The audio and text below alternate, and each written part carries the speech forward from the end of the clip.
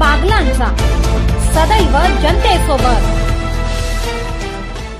बागलाण तालुक्यातील सोमपूर येथे अनुगामी लोकराज्य महाअभियान अनुलोम या संस्थेच्या माध्यमातून महाकुंभ तीर्थदर्शन सोहळा साजरा करण्यात आलाय। या कार्यक्रमात परिसरातील प्रत्येक समाजाचे प्रतिनिधी म्हणून एक जोडपे आणि इतरांनी सहभागी होऊन जलतीर्थाचे पूजन केले।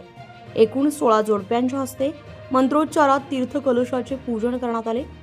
प्रयागराज येथे 144 वर्षानंतर झालेल्या महाकुंभात जगभरातून कोट्यावधी लोक एकत्र येऊन त्रिवेणी संगमामध्ये स्नान करून गेले। या सर्वांनी समरसतेचा अनुभव घेतला। सुरुवातीला अनुलोमचे प्रतिनिधी विशाल ढोमणे यांनी प्रास्ताविक केले। पुरोहितांनी विधिवत सर्व जोडप्यांकडून पूजन करून घेतले। धर्म जागरण समिती प्रांत प्रमुख प्रदीप बच्छाव यांनी अतिशय उत्कृष्ट आणि प्रभावीपणे विषय मांडणी केली।